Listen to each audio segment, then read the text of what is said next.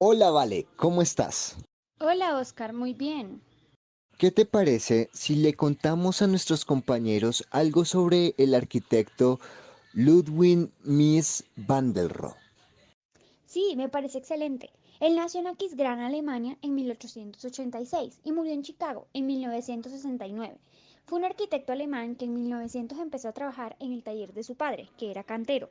En 1905 se trasladó a Berlín para colaborar en el estudio de Bruno Paul y de 1908 a 1911 en el de Peter Behrens, donde conoció a Walter Gropius y Le Corbusier, que son, junto con él y el estadounidense Frank Lloyd Wright, los mayores arquitectos del siglo XX. Oye, Vale, súper interesante. Además, yo me enteré que tras el paréntesis de la Primera Guerra Mundial, se adhirió a diversos movimientos de vanguardia y empezó a realizar proyectos revolucionarios, como el destinado a un edificio de oficinas en la Friedrichstraße de Berlín, construido por dos torres de 20 pisos, unidas por un núcleo central para escaleras y ascensores. Este man la tenía súper clara. También está la publicación de la revista G, en colaboración con Hans Richter, y se relacionó con algunos de los artistas más avanzados del momento, como Tristan Tzara. A partir de 1926 llevó a cabo obras de cierta envergadura, como la Casa Wolf en Guben, toda de ladrillo, y la Casa Hermann Lasch en Krefeld. Por las mismas fechas levantó el monumento a Karl Liebknecht y Rosa Luxemburgo, destruido por los nazis, un simple muro de ladrillo con dos paneles de voladizo. También se observó que la consagración de él se produjo en 1929, cuando realizó el pabellón de Alemania para la Exposición Internacional de Barcelona, considerado por muchos su obra maestra y una de las obras arquitectónicas más influyentes del siglo XX. Su enorme simplicidad y la continuidad de los espacios, que parecen no tener principio ni fin, son sus cualidades más admiradas.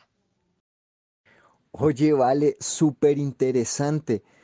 Y ya que tú mencionas esas obras tan importantes, mira que de 1958 a 1959 puso broche de oro a su carrera con el famosísimo Seagram Building de Nueva York, del que se dice que es el rascacielos más hermoso en vidrio ahumado y aluminio.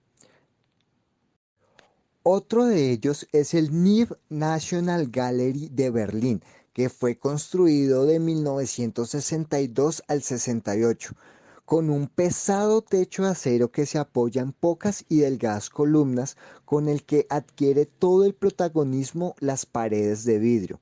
Con esta obra, Mies van der Rohe se mantuvo en la línea de oponer el horizontalismo de sus obras arquitectónicas europeas que se estaban manejando en la época y el verticalismo predominante de las estadounidenses. Entonces pudo juntar estas, digamos que dos corrientes que se manejaban en aquella época. Me parece espectacular. Mira que pudimos investigar todos los premios que se ganó, como la medalla de oro del AIA, la medalla de oro del RIVA, la medalla presidencial de la libertad y el premio 25 años. ¿En serio, vale? Ven, ¿puedes contarnos acerca de esos premios? Sí, por supuesto. Está la medalla de oro del AIA. Se la ganó en 1960. Es concebida por el Instituto Americano de Arquitectos en Estados Unidos, otorgado por el Comité Nacional de Directores del AIA, en reconocimiento de un significativo trabajo de influencia duradera en la teoría y en la práctica de la arquitectura. También está la medalla de oro del RIVA. Se la ganó en 1959. Es la Royal Gold Medal. Es una medalla de arquitectura otorgada anualmente por el Royal Institute of British Architects en representación del monarca británico, en reconocimiento de una contribución sustancial, individual o colectiva, a la arquitectura internacional en el Reino Unido. También está una súper importante, que es la Medalla Presidencial de la Libertad. Se la ganó en 1963 y es una condecoración otorgada por el presidente de los Estados Unidos, equivalente a la medalla de oro otorgada por el Congreso. considerada como la concesión civil más alta en los Estados Unidos.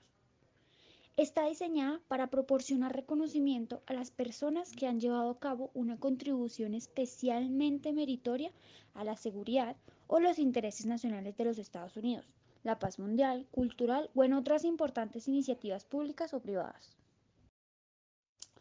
Y por último, está el premio 25 años, que se lo ganó durante 3 años. Se lo ganó en 1976, 1981 y 1984. Este premio se le otorga cada año por el Instituto Americano de Arquitectos a un edificio que ha sentado un precedente durante los últimos 25 a 35 años y continúa estableciendo estándares de excelencia para su diseño arquitectónico y significado. Vale, y ahora te voy a contar sobre la poética, o bueno, realmente cómo el arquitecto utiliza todos los recursos enfocados hacia la parte estética, hacia el concepto de la arquitectura. Imagínate que Mies van der Rohe no solo sigue la línea estética y opta por diseños simples y eficientes, sino que él también plantea detalles armoniosos e impactantes que contrastan con sus esculturas y construcciones. Esto lo podemos ver perfectamente en el pabellón alemán. Estas simples reglas de diseño y detalles que él conforma se unen para conseguir una visualización uniforme y fuerte. Además, la arquitectura de Mies se caracteriza por la sencillez de los elementos estructurales. Él proyectaba ideas desde la misma nada de forma arbitraria.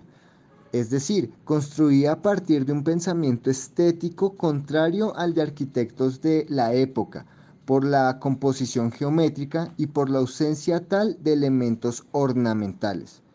Él se basa totalmente en las proporciones. Evidentemente, inventar formas no es la tarea de la arquitectura. La arquitectura es algo más y es diferente.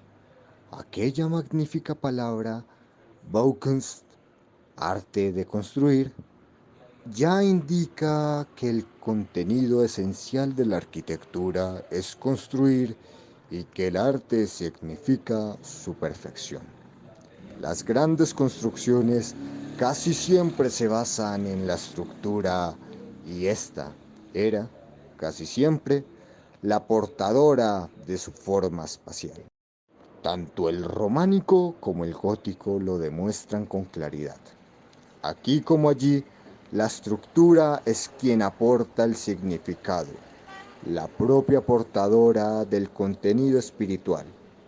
Pero si esto es así, la renovación de la arquitectura solo podía tener un lugar a partir de la estructura y no en base a motivos aportados arbitrariamente.